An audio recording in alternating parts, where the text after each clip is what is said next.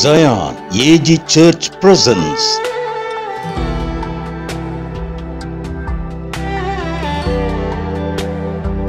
பாதைக்கு வெளிச்சம். இந்த பலவீன நேரத்திலும் பாதம் வந்தேன், புது பலன் அடைகின்றேன். எந்த சோர்வுற்ற நேரத்திலும் சமூகம் வந்தேன், ஆறுதல் அடைகின்றேன். எந்த பலவீன நேரத்தில் பாதம் வந்தேன், புது பலன் அடைகின்றேன். எந்தன் சோர்வுற்ற நேரத்தில் சமூகம் வந்தேன், ஆறுதல் அடைகின்றேன்.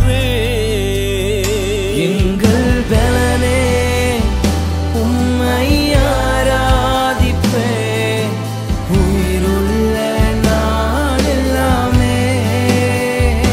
எங்கள் பலனே உம்மை ஆராதிப்பேன், உயிருள்ள நாள் எல்லாமே. கிருபைகள் தந்தவரே, என்னை உயர்த்தி வைத்தவரே. கிருபைகள் தந்தவரே, என்னை உயர்த்தி வைத்தவரே. உம்பலனை தந்து என்னை நடத்தினீரே, இதுவரை காத்தவரே. உம்பலனை தந்து என்னை நடத்தி நீரே, இதுவரை காத்தவரே. எங்கள் பலனே உம்மை ஆராதிப்பேன், உயிருள்ள நாளெல்லாமே. ஆண்டவராகிய இயேசு கிறிஸ்துவின் இனிய நாமம் மகிமைப்படுவதாக. பாதைக்கு வெளிச்சம் என்கிற இந்த நிகழ்ச்சிக்கு உங்களை அன்போடு வரவேற்கிறோம். இன்றைய தியானத்திற்காக நாம் எடுத்துக்கொள்கிற கர்த்தருடைய வார்த்தை மார்க் 5ஆம் அதிகாரம் 34ஆம் வசனத்தை நான் உங்களுக்காக வாசிக்கிறேன். அவர் அவளை பார்த்து, மகளே, உன் விசுவாசம் உன்னை ரட்சித்தது, நீ சமாதானத்துடனே போய் உன் வேதனை நீங்கி சுகமாயிரு என்றார். And Jesus said unto her, Daughter, thy faith hath made thee whole. Go in peace and be whole of thy plague. ஆண்டவருடைய நல்ல நாமம் மகிமைப்படுவதாக. ஆண்டவராகிய இயேசு கிறிஸ்து அப்போஸ்தலர் 10:38 சொன்னது போல நன்மை செய்கிறவராக ஆண்டவராகிய இயேசு கிறிஸ்து சுற்றி திரிந்து பிசாசின் பிடியில் அகப்பட்ட யாவரையும் குணமாக்குகிறவர்களாக, சகல வியாதி உள்ளவர்களை சுகமாக்குகிறவராக, அவர் நன்மை செய்கிறவராக சுற்றி திரிந்த பொழுது அவரால் நன்மை பெற்றவர்கள் ஏராளமானவர். ஆண்டவராக இயேசு கிறிஸ்து செய்த அற்புத அதிசயங்கள் ஏராளம். அப்போஸ்தலனாகிய யோவான் அதை பற்றி சொல்லும் பொழுது, யோவான் சுவிசேஷ புஸ்தகத்தினுடைய கடைசி அதிகாரம் கடைசி வசனத்தில் அவர் செய்த அற்புதங்களை எல்லாம் புஸ்தகத்தில் எழுதுவோமானால் உலகம் கொல்லாது என்று அவர் சொல்லியிருக்கிறார். அப்படி ஆண்டவராக இயேசு கிறிஸ்துவால் நன்மை பெற்றவர்கள், ஆசீர்வாதம் பெற்றவர்கள், சுகம் பெற்றவர்கள் அநேகர்.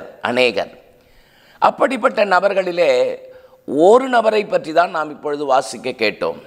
மார்க்கு சுவிசேஷ புஸ்தகம் 5ஆம் அதிகாரம் 34ஆம் வசனத்தில் வாசித்த 12 வருடம் பெரும்பாடுள்ள ஒரு ஸ்திரீ, பெரும்பாடி நிமித்தம் தன்னுடைய சரீரத்தில் இருக்கிற உதிரம் எல்லாவற்றையும் இழந்து, உதிரத்தின் ஊரல் அவளுடைய வாழ்க்கையிலே தொடர்ந்தேச்சையாக இருந்து, வாழ்க்கை சின்ன பின்னமாகி, வாழ்க்கை முற்றிலுமாய் நாசமாகி, சுகத்தை இழந்து, சமாதானத்தை இழந்து, பலத்தை இழந்து, போதும் என்கிற நிலையிலே ஒரு விரக்தியின் விளிம்பிலே சென்றவள், தன்னுடைய வாழ்க்கை அவ்வளவுதான் முடிந்து விட்டது, தொலைந்து விட்டது என்று நினைத்து கொண்டிருக்கிற நேரத்தில் தான் ஆண்டவராகிய இயேசு கிறிஸ்துவினுடைய வஸ்திரத்தின் ஓரத்தை ஆகிலும் நான் போய் தொட்டு சுகம் பெற்றுக்கொள்வேன் என்று சொல்லி தன்னுடைய உள்ளத்தில் ஒரு தீர்மானம் எடுத்து இயேசுவை தேடி வந்து இயேசுவின் வஸ்திரத்தை தொட்டு சுகத்தை பெற்றுக்கொண்டாள்.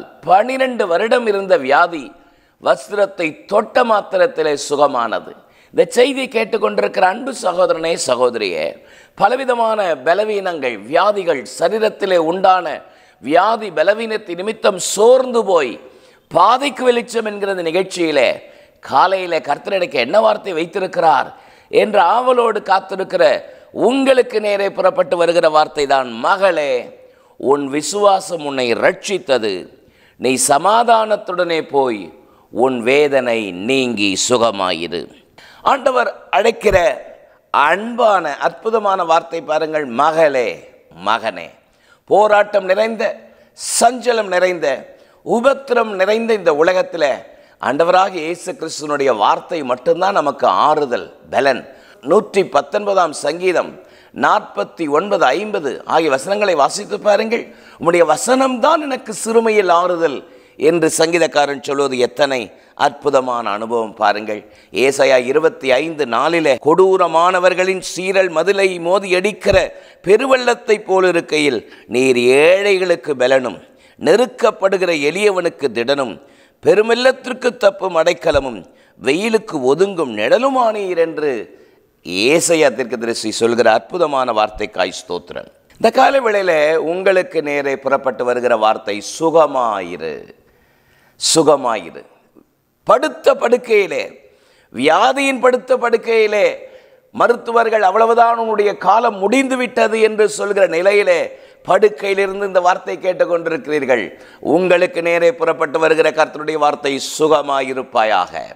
3 யோவான் 2 படி சொல்கிறது, பிரியமானவனே, உன் ஆத்துமா வாழ்கிறது போல நீ எல்லாவற்றிலும் வாழ்ந்து சுகமாயிருக்கும்படி வேண்டுகிறேன். சங்கீதம் 35:27 வாசித்து பாருங்கள். தமது ஊழியக்காரனுடைய சுகத்தை விரும்புகிற கர்த்தருக்கு மகிமை உண்டாவதாக என்று எப்பொழுதும் சொல்ல கடவர்கள். ஆமென். ஆண்டவருடைய நல்ல நாமம் மகிமைப்படுவதாக. இந்த காலை வேளையிலும் மார்க் 5:34 ஆண்டவராக இயேசு கிறிஸ்து கொடுக்கிற அற்புதமான சுகத்தை பற்றி 3 காரியத்தை நான் உங்களுக்கு சொல்கிறேன். முதலாவது, ஆண்டவராக இயேசு கொடுக்கிற சுகம் வேதனை இல்லாத சுகம். பாருங்கள், அவர் கொடுப்பது எல்லாமே வேதனை இல்லாதது. மார்க் 5:34 உன் வேதனை நீங்கி சுகமாயிரு, உன் வேதனை நீங்கி சுகமாயிரு. பலவிதமான வேதனைகள், சஞ்சலங்கள், தவிப்புகள், தத்தளிப்புகள், கண்ணீரே எனக்கு வாழ்க்கையாயிருக்கிறதே என்று வேதனையோடு இந்த சத்தத்தை கேட்டுக்கொண்டிருக்கிற அன்பு வாலிப மகளே, அன்பு சகோதரியே, கர்த்தருடைய வார்த்தை உனக்கு நேரே புறப்பட்டு வருகிற முதலாவது வார்த்தை, ஆண்டவராக இயேசு கிறிஸ்து கொடுக்கிற சுகம் வேதனை இல்லாத சுகம். பாருங்கள், இந்த 12 வருடம் பெரும்பாடுள்ள ஒரு ஸ்திரீ அநேக வைத்தியர்களால் வருத்தப்பட்டு என்று வேதம் சொல்கிறது. மார்க் 5:26 அப்படி சொல்கிறது, அநேக வைத்தியர்களால் மிகவும் வருத்தப்பட்டு தனக்கு உண்டானவைகளெல்லாம் செலவழித்தும் சற்றாகிலும் குணமடையாமல் அதிக வருத்தப்படுகிற பொழுது. அந்த வசனத்தில் பாருங்க எவ்வளவு வேதனை. ஒருவேளை இந்த சத்தத்தை கேட்டுக்கொண்டிருக்கிற உங்களுடைய வாழ்க்கையிலும் வியாதிக்காக, வைத்தியத்திற்காக செலவழித்து இனி ஒன்றுமே இல்லை என்கிற நிலை, ஆண்டவராக இயேசு கிறிஸ்து உங்களுக்கு நேரே அனுப்புகிற வார்த்தை, உன் வேதனை நீங்கி சுகமாயிரு. இயேசு கொடுக்கிற சுகம் வேதனை இல்லாத சுகம் என்பதை முதலாவது நீங்கள் அறிந்து கொள்ளுங்கள். தேவன் கொடுப்பதெல்லாமே வேதனை இல்லாதது. நீதிமொழிகள் 10:22 சொல்கிறது, கர்த்தரின் ஆசீர்வாதமே ஐஸ்வர்யத்தை தரும், அதோடு அவர் வேதனையை கூட்டார் என்று பரிசுத்த வேதம் சொல்கிறதே. நீதிமொழிகள் 15:16 சஞ்சலத்தோடு கூடிய அதிக பொருளிலும் கர்த்தரை பற்றும் பயத்தோடு கூடிய கொஞ்சம் பொருளே உத்தமம். வேதனையும் வருத்தமும் சஞ்சலமும் நம்மோடு கூட இருந்து ஏராளமான வசதி வாய்ப்புகள், பணம் இருந்து என்ன பிரயோஜனம்? ஒன்றும் இல்லை என்றாலும் கர்த்தருக்கு பயப்படுகிற பயத்தோடு இருக்கிற கொஞ்சம் பொருளாக இருந்தாலும் சமாதானம், சுகம், மகிழ்ச்சி, அது ஒன்றுதான் நமக்கு முக்கியமாய் தேவை. ஆண்டவராக இயேசு கொடுக்கிற சுகம் வேதனை இல்லாத சுகம், நம்பர் 1. நம்பர் 2, ஆண்டவராக இயேசு கொடுக்கிற சுகம் சமாதானத்தோடு கூடிய சுகம். மார்க் 5:34 நாம் வாசித்தோம். நீ சமாதானத்தோடே போய் உன் வேதனை நீங்கி சுகமாயிடு. சமாதானம், சுகம், இந்த இரண்டு வார்த்தைகள் வேத புஸ்தகத்திலே தொடர்ந்து வருவதை பார்க்க முடியும். இது இல்லை என்றால் அது இல்லை, அது இல்லை என்றால் இது இல்லை. ட்வின்ஸ் போல, இரட்டை சகோதரிகளைப் போல, இரட்டை சகோதரர்களைப் போல சமாதானம், சுகம், இவைகள் வேத புஸ்தகத்திலே இணைந்து வருவதை பார்க்க முடிகிறது.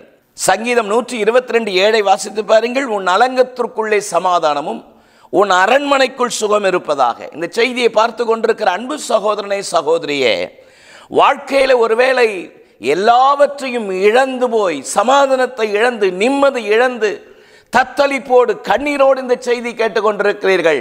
ஆண்டவராக இயேசு கிறிஸ்து, நான் பிரசங்கிக்கிற அன்பு தெய்வமாக இயேசு கிறிஸ்து, நீங்கள் எதிர்பார்க்கிற நிம்மதியை, நீங்கள் எதிர்பார்க்கிற சமாதானத்தை தருகிறவர்.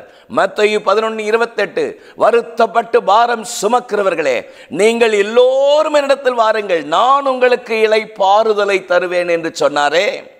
யோவான் 14:27 சமாதானத்தை உங்களுக்கு வைத்து போகிறேன், என்னுடைய சமாதானத்தை கொடுக்கிறேன் என்று சொன்ன அற்புதமான ஆண்டவராக இயேசு கிறிஸ்து நீங்கள் எதிர்பார்க்கிற சமாதானத்தை தர வல்லவராயிருக்கிறார். ஒருவேளை நான் பிரசங்கிக்கிற அன்பு தெய்வமாக இயேசு கிறிஸ்துவை நீங்கள் அறியாதவர்களாக கூட இருக்கலாம்.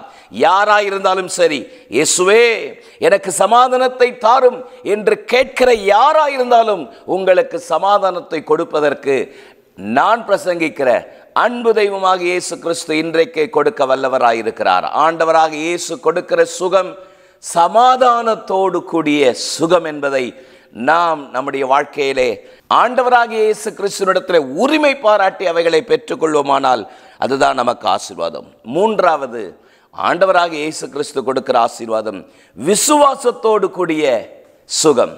ஆண்டவராக இயேசு கிறிஸ்து கொடுக்கிற சுகம் விசுவாசத்தோடு கூடிய சுகம். மார்க் 5:34 வாசித்தோமே, அவர் அவளை பார்த்து, மகளே, உன் விசுவாசம் உன்னை ரட்சித்தது, சுகமாயிரு என்றார். பாருங்கள், விசுவாசம் மிக முக்கியம். நீங்கள் விசுவாசத்தோடு இயேசுவின் நாமத்தினாலே எதை கேட்டாலும் நான் அதை தருவேன் சொன்னாரே. எபிரேயர் 11:6 அப்படிதான் சொல்கிறது. விசுவாசம் இல்லாமல் தேவனுக்கு பிரியமாயிருப்பது கூடாத காரியம், ஏனெனில் தேவன் ஒருவர் உண்டென்றும் தம்மை தேடுகிறவர்களுக்கு பலனளிக்கிறவர் என்றும் விசுவாசிக்க வேண்டும். விசுவாசம் இல்லாமல் தேவனுக்கு பிரியமாயிருப்பது கூடாத காரியம். ரோமர் 4:21 நம்புவதற்கு ஏதுக்கள் இல்லாதிருந்தும் ஆபிரகாம் நம்பிக்கையோடு விசுவாசித்தபடியினால் ஆண்டவர் அவனுடைய வாழ்க்கையில கிரகிக்க முடியாத அற்புதத்தை செய்தார். விசுவாசத்தோடு கூடிய சுகம் உங்களுக்கு உண்டாகும்.